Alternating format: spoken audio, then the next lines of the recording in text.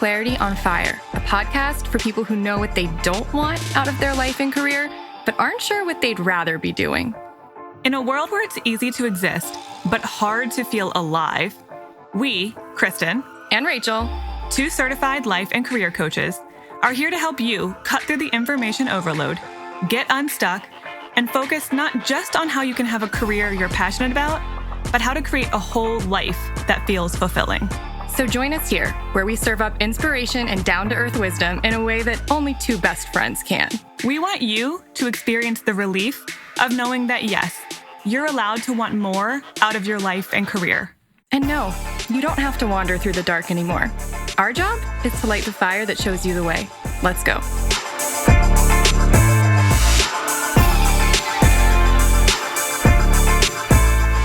Welcome to another episode of Dear Krachel. If you thought that I was done promoting myself because we're not talking about one-on-one coaching anymore, you're wrong. I'm just going to promote myself in another way. It's been months, literally since pre-pandemic, that we mentioned, I think, unless I haven't, I've forgotten about it, but we haven't actively talked about our texting in a while. That's true. We text twice a week. Mondays and Fridays. We don't even talk about it. We send texts. It's kind of like for our inner circle, you know? Yeah. So, but if you want to be a part of that inner circle, you can join the inner circle. You can either go to the link in the episode notes and click there and just enter your name and phone number, or you can text us at 703-783-3223. But you got to do it the right way. All right. Follow instructions. It's your first name. Please capitalize it. Please, do me a solid. It's just a pet peeve. It's not going to actually change anything. No, but please. It's just a cat. It's just so first name, a cat peeve instead of a pet peeve. That was a weird, not even Freudian. It was like my brain was like, yes, a cat is a pet. It's a weird pet peeve. If you text us, you have to do your first name, capitalized, and then space, and then your email address. And then you're signed up. And you will know that you are signed up because you will get a text response. You get a little confirmation text from us. And they're really fun. They're just short little... They're not that short. For text, they're long. They're long texts. But they'd be short for an email. Yeah, you could read it in a minute, and just give you a little perspective shift or a little thought nugget of the day. Yeah. People like them. I get feedback I do too. From the people who can text me, because I don't think... Or from my clients. I have clients who That's what I mean. love it's like our friends who are on the list are like, oh, I liked your text today. My mom's on it and she's like, this is a great text today. Thanks, Cammie. Yeah. So join our text list. What do you have to lose other than inspiration? I mean... Kristen's like, I can't even come up with a better... Wow, what a selling point. Wow. You just really did it. Nailed it. Where can I sign? I am convinced. Oh, wow. So, okay.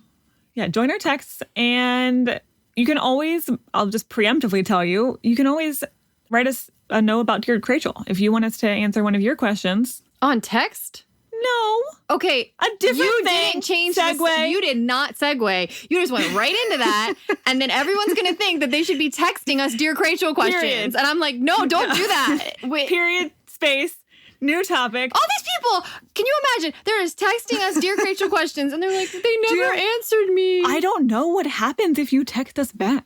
Well, you can try. You can after that first time. I don't know what happens. I don't know what happens. I don't think there's like a secret folder they go to or something. I just think it goes into the ether. Maybe, but I won't find it. The right way to ask us Dear Krachel questions is to either fill out the form in the show notes, or you can email us at contact@clarityonfire.com. Yes, we have every show notes of every episode has a link to the Dear Krachel form where you can easily find that and ask us a question. And so now let's get into the questions that we got for this month, because they're all over the place. They are all over the place in a good way. Okay. The first one is about friendships. Hi, guys. I'm a huge fan of your podcast and wondering if you had any advice, especially relevant during COVID. What's a productive way to talk to a friend about feeling like you're the one that initiates staying in touch more and it's starting to hurt your feelings, so you'd appreciate more balance? This is from Haley. This is not the same Haley who I blogged about. You've been getting a lot of references to the name Haley lately. I don't know. I don't know why. Am I supposed to be best friends with a Haley or something? So my first response to Haley is I want to apologize on behalf of introvert friends. Because I do. I know that I am similar to Haley's friends in terms of communication style. I am too. I'm so grateful to my extroverted friends who are really good about staying in touch and making plans. And I know I'm not as good at that. So I want to give Haley a little bit of I don't know who her friends are. I don't know if this is true about them, but a potential different perspective from someone on the other side who is so incredibly appreciative of this, because as an introvert, it's so easy for me to just get absorbed in my own little world, in my own head, and emerge and be like, I haven't talked to my friends in a while. I haven't seen anybody in a while.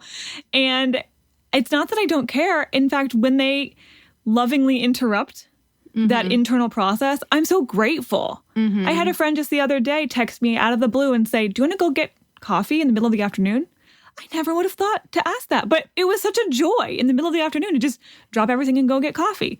So I'm so grateful to her for being good at that skill in friendship. And I would like to believe I bring different skills into friendship that are different. Different skills that are different? Different skills no way! that are different. And whoa, say more about that. Yet hopefully equally valuable. Yeah. I also bring different skills that are different, but also equally valuable. Yeah, so I do apologize, Haley, for that, because I'm the same way. But I think that it's totally fair that you're frustrated and that you want more balance. And so I think that you've got a couple of options of how you want to approach this. Yes. One is just, but I think we need to examine a little bit before we talk about the approach and what your options are. I think we need to examine what's the quality of these friendships, because that's a good point. Because no, I'm not great at making plans with my friends, but I'm good at communicating with them. Like, I text them, they text me. I ask them, what's up? How you doing? How's your dog? I call them randomly sometimes when I'm on a walk with my dog. So it depends on what's frustrating you. Is it that they literally never, ever reach out to you?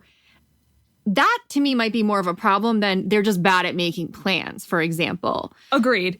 And I feel like intuitively you will know most of the time if that's just not someone's strong suit. But then once you're together, it's wonderful and balanced and you guys can talk about anything and you don't feel judged and whatever, versus someone who just doesn't care as much. And they're just not that into you. They're just not that into it. Or they just don't prioritize their friendships in general. Or they're kind of checked out. Or they're so up in their own head, or they've got so much going on that they just aren't in a place where they're able to pay attention to you.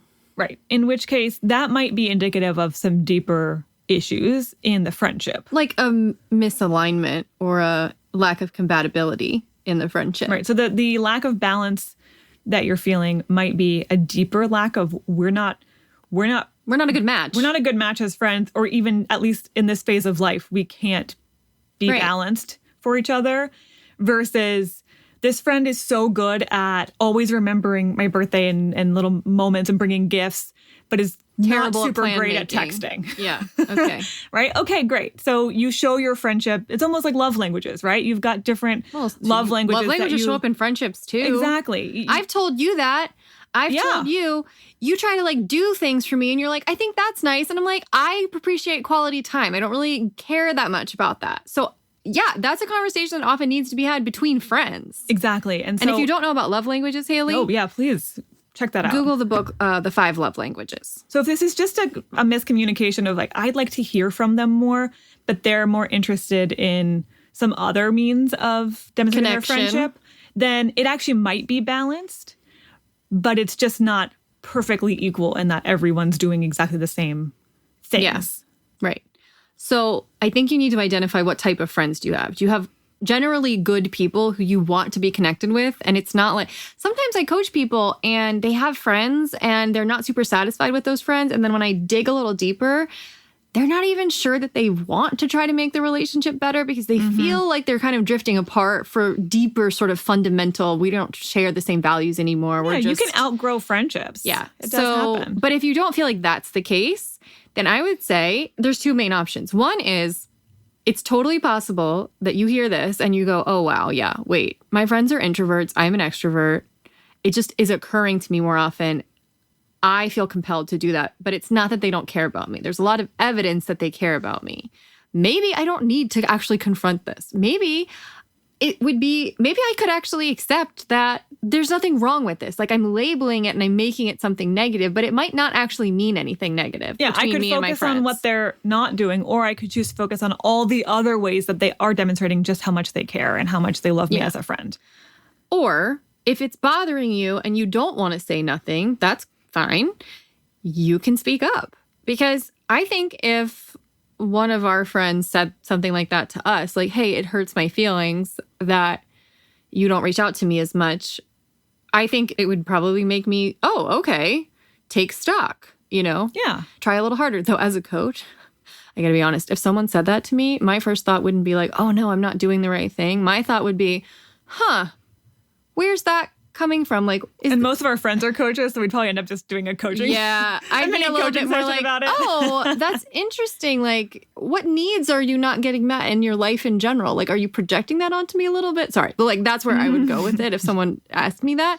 But it doesn't mean I wouldn't be receptive to it if someone genuinely, like a friend of mine, said, hey, I don't feel like this is a very balanced relationship. And bringing it up might not even necessarily need to result in, okay, now my friends are making an effort to reach out the same amount as I do. Maybe it's just, let's clear up a misinterpretation. You could say something like... I think this is an opportunity for Brene Browning this. Exactly. Brene Brown's concept of sharing... The story I'm telling myself in this moment is when I don't hear from you for days on end, or when you don't make plans and I feel like I have to initiate that you don't care as much. And I don't know that that's true, but it's just the story that comes up in that moment. I've done that to you a number of times. Yeah. It's a really gentle way of going into a potentially really challenging conversation instead of coming at it like, clearly you don't care and clearly I value this friendship more, and then putting that person on the defensive. I've also done that.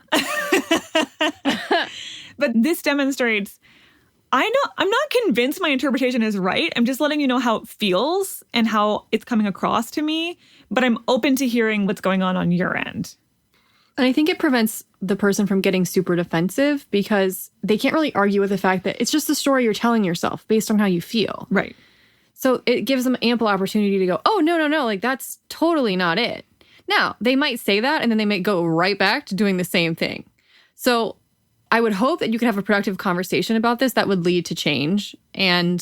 But if it doesn't, then that might be a deeper conversation around, okay, is this person really capable of meeting my needs as a friend? Mm-hmm. But you're not going to know that until you kind of put yourself out there. Or change your perspective on all of this. You have an option. You can totally change your perspective and not do anything, or you can put yourself out there and be a little bit vulnerable. Yep. And we'll see what happens next. And trust your gut on that. And it also might be different for each friend. So you might say, this friend feels like someone who I feel very comfortable and open, just flat out telling the truth.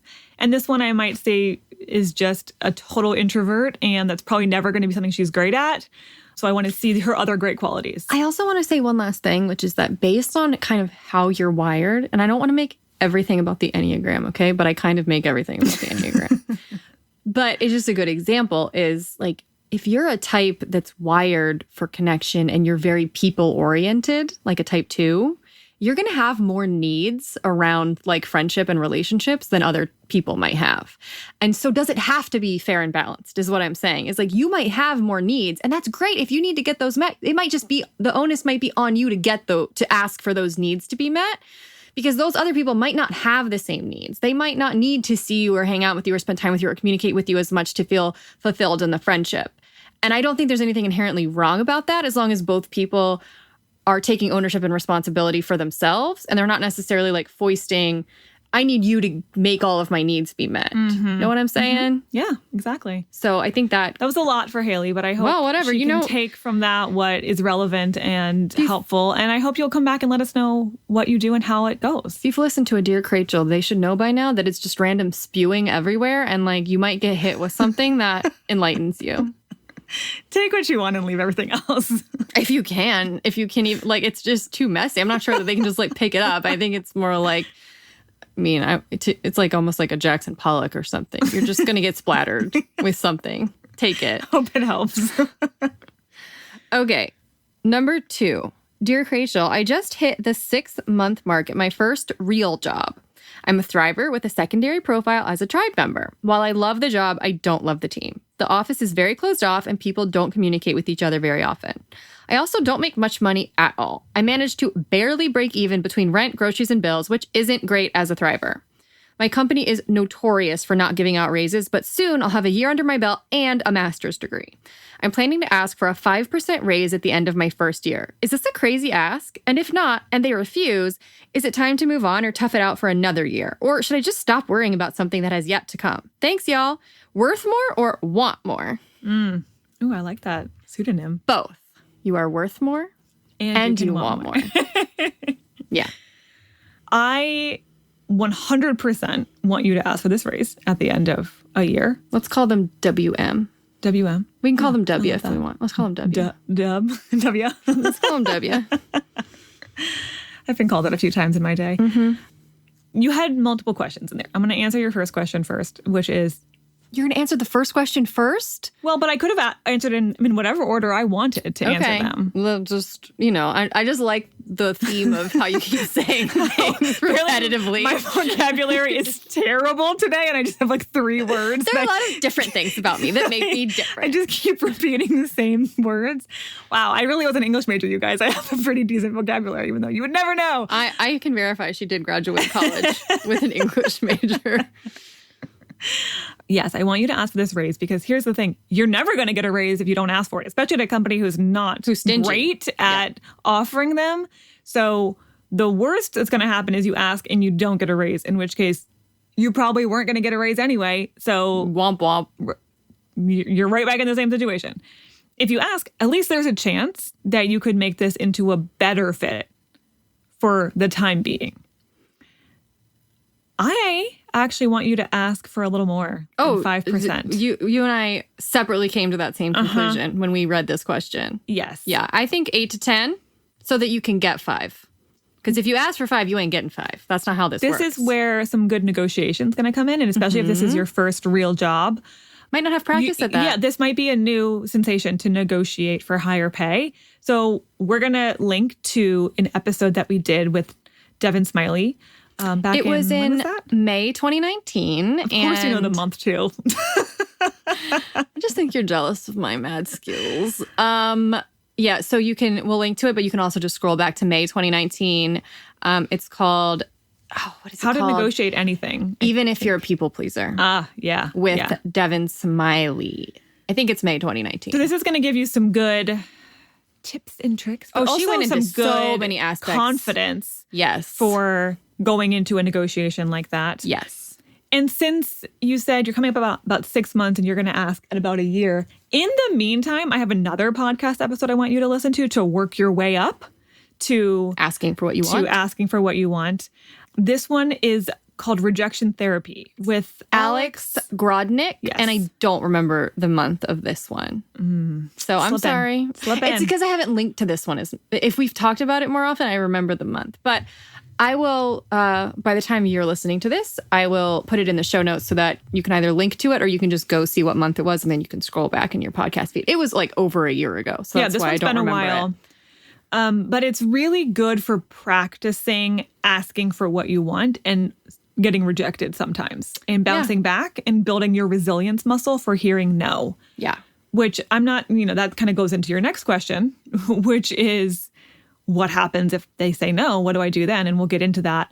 But in the meantime, between now and then, I would really love for you to practice some rejection therapy, which sounds awful. And I think it starts out being a little bit awful, but ends up feeling easier and easier and easier as you practice it. I looked it up. That episode, I should have just said it because I was right, but I second guessed myself. It was June 2019. It was a year ago. So scroll back to June 2019 for a rejection therapy episode. Okay. So those are the 2 that I want you to listen to in preparation for this conversation that I very, very much hope you will have come your year mark. And then her other question was, if they refuse, what do I do?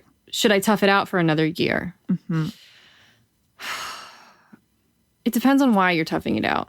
If the only reason you're toughing it out is because you think it looks bad to quit a job after a year, on your resume, I don't know that that's the best reason. Or if you're toughing it out, hoping that maybe I'll get 5% next year instead, but no guarantee. No. No. No. If it's because, look, this job has a lot of great perks to it. Well, she says she loves the job. She loves the job, doesn't love the team. And maybe so she's much. learning some stuff, and maybe it is really helpful, and maybe it is building your abilities. Maybe it is going to help you ask for something even bigger down the road at a new job. That might be a reason to tough it out. If you feel like the shit sandwich is worth what you might get in the long run, not from this company, but maybe leverage for a future position, I can see how that might be worth it, even if you don't get a raise. Right. I wouldn't do it more than 2 years, would you? If she's not getting a raise and like they're barely paying her enough to pay all of her bills, you don't do that job more than 2 years. No. If you stay in it, it's because you see how this is going to bridge you into something that's going to be an even better fit on the other side, whether within this company or someplace else. I don't feel this company is going to be able to give her what she ultimately needs to feel fulfilled. They don't seem quite capable of that. I mean, again, she does love the job, but the company seems a little pay, stingy. also, the people and the pay go hand in hand. That's true. The reason you don't like the team is because this is a company that doesn't see fit to invest in people. And so the people that they're able to keep around for long periods of time are people who are probably not going to be the most engaged or the most interested to work with. You know, like, if you feel undervalued and you stick around, eventually you get kind of resentful and you're not the most pleasant person to work with. Or just complacent and bored. So, yeah, it actually makes perfect sense if you don't like the team because they're not investing in the team. And you are part tribe member, in which case, at some point, that's going to become a much bigger deal breaker. Harder and harder and harder for you to tolerate not loving your team. So I can't give you a clear answer whether you should stay or not if they say no to the raise, but you need to really examine your intentions. And if you're staying because of fear-based intentions, I'm afraid of something happening, I'm afraid of not finding another job, I'm afraid of what my resume will look like, those are not going to be healthy intentions. If the intentions are, look, I see a lot of value still that I could get from this experience, and I want to kind of milk it for all it's worth and be here for a little bit longer and bridge into the next great thing, okay, there could be a lot of value in that. All right, W, let us know what you decide to do and what you think of those episodes. We'd like to hear from you. Yes. Or if anyone else listens to them and wants to share their opinion. Well, of course, you can always leave a comment on this episode. Please do. Okay, our third and final question of the day. I saved the doozy for last, of course. Yeah, this one is a little bit of a doozy. Okay, Dear Krachel, how do you determine the importance of issues, quote unquote issues, and whether or not they're deal breakers in a relationship? Example, he's kind of homophobic and I'm queer, but we live in a small town with no real gay scene, just occasional events. Could I just go to pride events out of town with my friends and enjoy it separately? Or would I be betraying my own community, LGBTQ that is, and feel torn about it? Or if he's mad about statues being torn down because he wants to see them and I could care less about the statues themselves, but I understand the reasons for the tearing down, is how we both feel about something that happened long before we were even born a reason to get upset with one another now? How much does any of this really have to divide us if it doesn't affect our relationship directly? And is that a privileged asshole question? Is it even possible to have a fully accepting relationship with another human? Can you reject a small part of a person but still want to share almost everything with them? Especially since there's no one set of rules for relationships, we get to set our own. This is from Claire. Where would you like to start? I have a lot of rants. Okay, let's start with the statues thing. I want to talk about the queer thing. That's the more important thing in terms of Claire. But I want to start with, when I first heard that, I was like, that's such bullshit. Because he's like, I actually heard a little bit more of the backstory. I know Claire. So I heard a little bit more of the backstory. Okay. And he's mad because he's never going to be able to see those. That's our history. And I'm like, bitch, read a book. Go to a museum. Do you know what I mean? Like he's leaning on that as an excuse to not educate himself further about what it means to other people that those statues are being taken down. And Claire cares enough to have educated herself, clearly. Mm-hmm. Like, Claire is not closed-minded. That's where I see the underlying theme here. And this is kind of the point. That I don't know that it's about these. She's asking about the issues. And it's not about the issues. It is and it isn't about the issues. It's about closed-mindedness. It's about judgmental perceptions. It's about not accepting. Not willing or being desirous of learning or growing. And it seems like Claire wants all of those things. Yes. So this is a fundamental conversation about a deep clash of values, in which case you're not talking about issues. You're talking about a deeper clash of values. And I'm not saying that you and this person, this is actually someone she was dating and is no longer dating. No, Okay. But she's trying to fit. So like all of you guys are like, yay! I know. And I know Claire is upset because, you know, she's sharing the negative aspects, but there were positive aspects of this person, and then they weren't dating anymore, and she's kind of recovering from the heartbreak of that, and that's totally understandable. And in doing that, she's trying to reconcile, okay, the next time I date someone, how do I tell what's a deal breaker issue and what isn't? And so the deal breaker issues come when you have a deep clash of values. So here, the queer thing. Yes. This is hugely important. I didn't even need to read on to the rest to have strong opinions about this part alone. Well, right. When someone has a phobia about a part of who you are, your identity. Right. This isn't like a cute hobby you're interested in that they hate. Right. This is a thing about how you identify in the world. This would be like me dating a misogynist and being okay with that. Well, I'm not going to change the fact that I'm a woman, and if you don't like that, we have a problem. Right. And so if you feel like a part of who you are is going to be rejected by the person you're in a relationship with, you're never going to be able to have a fully loving, accepting relationship. Mm-hmm. In fact, you will feel like you have to hide parts of yourself from this person in order to get love and acceptance. Right. Go to pride events outside of your town. I know, that breaks my heart. Without him going. I'm like, you deserve to date someone who would go to a pride event with you because they accept who you are fully. Yes. They should want to celebrate who you are. Yes. And I want to answer her question here on like a broader scale, because I think we are pretty clear about how we feel in her situation here. There are things that he very clearly is closed-minded to and judgmental of that have to do with who she is on some core levels. So I'm seeing like a huge values clash, but also some disrespect, which may not be intentional. Like may not be like, I'm actively disrespecting you, but when I judge and criticize and have a phobia about a part of who you are, there's inherently a lack of respect.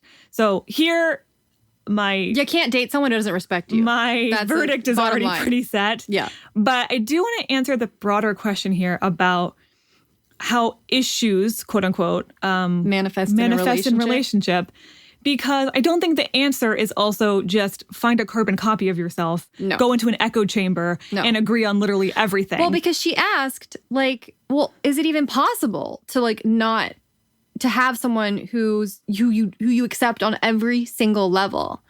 I think there's a difference between acceptance and like we can disagree on issues, but we can still accept each other. Exactly. That's the point. Can you communicate in an open-minded way? Can you respect each other's differing viewpoints? Right. That actually Are you open-minded? Maybe more healthy than being in a total echo chamber, to be honest, because now you can have level-headed conversations. You can expose each other to different viewpoints. I think there's something very healthy about that. In fact, I'm going to botch where this came from. I think I heard this on the Happiness Lab podcast, but I apologize if I'm misquoting this. But I heard a researcher share that studies have shown that children who grow up with parents who have different opinions, and I think they were particularly looking at political, but it could be, any number of things that they have different opinions on, who would talk about it, but talk about it in a very balanced and level-headed and curious and respectful way. Those kids actually ended up being a lot more independent thinkers and more curious and more open-minded than kids who grow up in families where everyone just believed all the same things. Yeah. Because now they just think that's how it is, and they never got to hear. Well, they never got to sides. learn how to have discourse. Exactly. So I'm not saying you have to agree with someone on everything, but there's a difference between disagreement and disrespect. And there's a difference in you don't totally understand things the way I understand things, but I don't have to hide this from you. Yeah. In fear of being judged or not accepted. That's where we're going into territory that's going to crack the whole foundation of the thing. Yeah. So to complicate this even more, this is a complicated issue. It is. I think it's even possible. No, I know that it's possible that there are plenty of people out there who aren't like racist, who aren't homophobic, who might be kind of able to have discourse with you, but who you're still going to be a fundamental values misalignment with. Agreed. Right? Yes. And so I think it's totally possible for like a Republican and a Democrat to marry each other and be happy, but that's not going to work for everybody. There are some people who are like, no, my value system is so firmly entrenched there that I don't think I could marry someone who's on the other side because I don't think that our values will ever really align, which is totally fair if that's how you feel. For our fellow lovers of the podcast Armchair Expert. Oh, we love Dax. I feel like Dax and Kristen are such a good example of people who see things so fundamentally different. Totally different people. Different viewpoints on so many aspects of life and shared values. Yep. And very good at communicating. Very respectful. And very open-minded. And it works. Yep. And it's hard. And they'll both tell you it's hard. But they're very committed to doing that work. Exactly. So that's an example of you can do it and you can do it well. But if they weren't willing to do that work, some of those things might have turned into their relationship would not have lasted clashes. for like 13 years. Exactly. Right. Yeah. So I think it's up to each person to decide, these are my values and these are the things I'm not willing to compromise. And for some people, like Kristen, I got to be honest, Kristen is so much more you, Kristen, not Kristen Bell. Though this might actually be true of Kristen Bell, too. It might be, too. We might have this in common. But you're much more flexible than me. And so you don't have as many deal breakers or non-negotiables as me. You could be with like someone who on this side of the spectrum or someone on that side of the spectrum, and you could probably adapt to it.